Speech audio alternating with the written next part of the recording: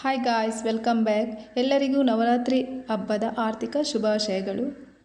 ಇವತ್ತು ನಾವು ಪೊಳಲಿ ಕ್ಷೇತ್ರ ಶ್ರೀ ರಾಜರಾಜೇಶ್ವರಿ ಅಮ್ಮನವರ ಸನ್ನಿಧಾನಕ್ಕೆ ಪಾದಯಾತ್ರೆ, ನವರಾತ್ರಿಯ ಮೊದಲ ದಿನದಂದು ನಾವು ಪಾದಯಾತ್ರೆ ಮಾಡಿದೆವು. ಇವತ್ತು ನಾವು ಶೈಲಪುತ್ರಿ ದೇವಿಯನ್ನು ಆರಾಧಿಸಬೇಕು.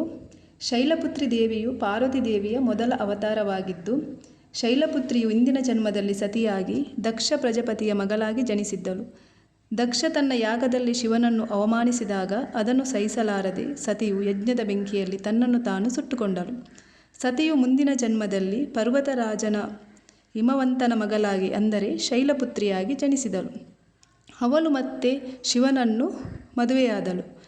ಶೈಲಪುತ್ರಿ ಎಂದರೆ ಪರ್ವತದ ಮಗಳು ಎಂದರ್ಥ. ಇದು ಪರ್ವತರಾಜನ ಪುತ್ರಿ ಎಂಬುದನ್ನು ಸೂಚಿಸುತ್ತದೆ.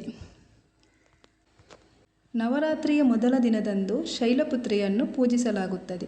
ಅವಳು ನವದುರ್ಗೆಯರಲ್ಲಿ ಮೊದಲಿನವಳು. ಈಕೆ ಪಾರ್ವತಿ ದೇವಿಯ ಶುದ್ಧ ರೂಪವಾಗಿದ್ದಾಳೆ ಮತ್ತು ಆದಿಶಕ್ತಿಯ ಸ್ವರೂಪವೆಂದು ಪರಿಗಣಿಸಲಾಗಿದೆ. ಶೈಲಪುತ್ರಿಯನ್ನು ಆರಾಧಿಸುವ ಮೂಲಕ ಮನಸ್ಸಿನ ಮೇಲೆ ನಿಯಂತ್ರಣವನ್ನು ಸಾಧಿಸಬಹುದು. ಈಕೆಯನ್ನು ಪೂಜಿಸುವುದರಿಂದ ವ್ಯಕ್ತಿಯು ಶೌರ್ಯ, ಬಲ ಮತ್ತು ಇಂದ್ರಿಯ ನಿಗ್ರಹ ಶಕ್ತಿಯನ್ನು ಪಡೆಯುತ್ತಾನೆ. ಯೋಗದಲ್ಲಿ ಅವಳನ್ನು ಮೂಲಾಧಾರ ಚಕ್ರದ ದೇವತೆಯಾಗಿ ಪರಿಗಣಿಸಲಾಗುತ್ತದೆ ಮತ್ತು ಯೋಗ ಸಾಧನೆಯ ಮೊದಲ ಹೆಜ್ಜೆಯಾಗಿ ಅವಳ ಧ್ಯಾನ ಮಾಡಲಾಗುತ್ತದೆ. ಶೈಲಪುತ್ರಿ ಮಾತೆಯು ಗೂಳಿ ಮೇಲೆ ಸವಾರಿ ಮಾಡುವವಳು. ಒಂದು ಕೈಯಲ್ಲಿ ತ್ರಿಶೂಲ ಮತ್ತು ಇನ್ನೊಂದು ಕೈಯಲ್ಲಿ ಕಮಲವನ್ನು ಹಿಡಿದಿರುವ ಶಕ್ತಿ ದೇವತೆ ಮಾತೆ ಇವಳು. ಪಾರ್ವತಿ ದೇವಿಯ ಮೊದಲ ಅವತಾರವಾಗಿದ್ದ ಶೈಲಪುತ್ರಿ ದೇವಿಯ ಕಥೆ ಇದು. ನೋಡಿ, ನಾವೀಗ ಪಾದಯಾತ್ರೆ ಮಾಡ್ತಾ ಹೋಗ್ತಾ ಇದ್ದೇವೆ. ನೋಡಿ, ಪಾಪಿಗೆ ಸ್ವಲ್ಪ ನಡ್ಕೊಂಡು ಹೋದ. ಈಗ ನನ್ನ ತಮ್ಮ ಇಟ್ಕೊಂಡಿದ್ದಾನೆ. ಇನ್ನು ಸ್ವಲ್ಪ ಇರುವುದಷ್ಟೇ ಶ್ರೀ ರಾಜರಾಜೇಶ್ವರಿ ಅಮ್ಮನವರ ಟೆಂಪಲಿಗೆ ಹೋಗಲಿಕ್ಕೆ. ನಾವು ಯಾವಾಗಲೂ ನವರಾತ್ರಿ ಹಬ್ಬದಂದು 9 ದಿವಸ ಕೂಡ ಪಾದಯಾತ್ರೆ ಮಾಡ್ತೇವೆ.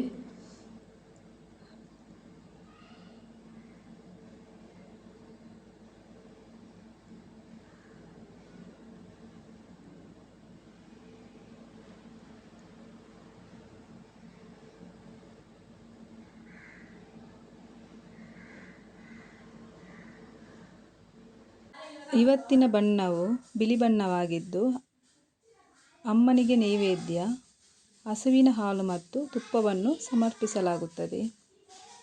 ನಾವಿವತ್ತು ಬಿಳಿ ಬಣ್ಣ ಉಟ್ಟರೆ ತುಂಬ ಒಳ್ಳೆಯದು ಅಂತ ಹೇಳ್ತಾರೆ. ಆಮೇಲೆ ನಮಗೆ ನೈವೇದ್ಯ ಹಸುವಿನ ಹಾಲು ಮತ್ತು ತುಪ್ಪವನ್ನು ಅಮ್ಮನಿಗೆ ಸಮರ್ಪಿಸಲಾಗುತ್ತದೆ. ಅಮ್ಮನಿಗೆ ಇಡಬಹುದು ಇವತ್ತು ನಾವು ಹಸುವಿನ ಹಾಲು ಮತ್ತು ತುಪ್ಪವನ್ನು. ನೋಡಿ, ನನ್ನ ಮಗ ತಮ್ಮನಿಗೆ ಕೂಡ ನಮಸ್ಕಾರ ಆಗ್ತಾ ಇದ್ದಾನೆ. ನಾವು ಹೋಗ್ತಾ ಇದ್ದೇವೆ. ಈ ವರ್ಷ 2ನೇ ವರ್ಷ ನಾವು ಪೊಳಲಿ ಕ್ಷೇತ್ರಕ್ಕೆ ನವರಾತ್ರಿಯ ದಿವಸದಂದು ನಾವು ಪಾದಯಾತ್ರೆ ಮಾಡುತ್ತಿರುವುದು. ಬೆಳಿಗ್ಗೆ ಬೇಗನೆ ನಾವು 5 ಗಂಟೆಗೆ ಎದ್ದಿದ್ದೇವೆ. ನೋಡಿ, ಈಗ 6:30 ಗಂಟೆ ಆಗ್ತಾ ಬಂತು. ಬೆಳಿಗ್ಗೆ ಬೇಗ ಎದ್ದು ಪೂಜೆ ಮಾಡಿ ಆಮೇಲೆ ನಾವು ಪಾದಯಾತ್ರೆಗೆ ಹೊರಟಿದ್ದೆವು.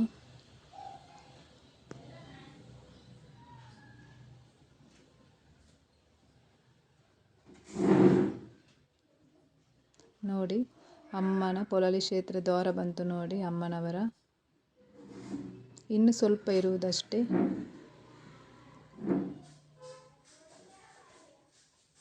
ನನ್ನ ಮಗನಿಗಂತೂ ಪಾದಯಾತ್ರೆ ಮಾಡುವುದಂದರೆ ತುಂಬಾ ಇಷ್ಟ. ಹೋದ ವರ್ಷ ಕೂಡ ಅವನು ಕೂಡ ಬಂದಿದ್ದ. ಆಗ ಚಿಕ್ಕ ಪಾಪ ಆಗಿದ್ದ, 1.5 ವರ್ಷವಾಗಿತ್ತು. ಈ ವರ್ಷವೂ ಕೂಡ ನಾನು ನಿನ್ನೆ ಹೇಳಿದ್ದೆ ಅವನಿಗೆ, ನಾಳೆ ಪೊಳಲಿ ದೇವಸ್ಥಾನಕ್ಕೆ ಹೋಗಲಿಕ್ಕೆ ಉಂಟು, ಪಾದಯಾತ್ರೆಗೆ ಬರ್ತೀಯ ಅಂತ. ಅದಕ್ಕೆ ಅವನು ಕೂಡ ಬೆಳಿಗ್ಗೆನೇ ನನ್ನೊಟ್ಟಿಗೆ ಬೇಗನೆ 5 ಗಂಟೆಗೆ ಎದ್ದಿದ್ದಾನೆ. ನೋಡಿ, ನಾವು ಅಮ್ಮನವರ ಸನ್ನಿಧಾನಕ್ಕೆ ತಲುಪಿದೆವು. ಪಾದಯಾತ್ರೆ ಮಾಡಿ ಅಮ್ಮನವರ ದರ್ಶನ ಮಾಡಿದಾಗ ಏನೋ ಒಂಥರ ಮನಸ್ಸಿಗೆ ನೆಮ್ಮದಿ ಸಿಗುತ್ತದೆ. ಇದು ಅಮ್ಮನವರ ಇವತ್ತಿನ ಬೆಳಗ್ಗಿನ ಅಲಂಕಾರ. ಪೊಳಲಿ ದೇವಸ್ಥಾನದ ಹತ್ತಿರವೇ ಇನ್ನೊಂದು ದೇವಸ್ಥಾನ, ಅಖಿಲೇಶ್ವರ ದೇವಸ್ಥಾನ ಉಂಟು, ಈಶ್ವರ ದೇವಸ್ಥಾನ. ಇವತ್ತು ಸೋಮವಾರ ಆದುದರಿಂದ ನಾವು ಅಲ್ಲಿಗೆ ಕೂಡ ಹೋದೆವು. ನೋಡಿ, ನಾವೀಗ ಹೋಗ್ತಾ ಇದ್ದೇವೆ ಅಲ್ಲಿಗೆ.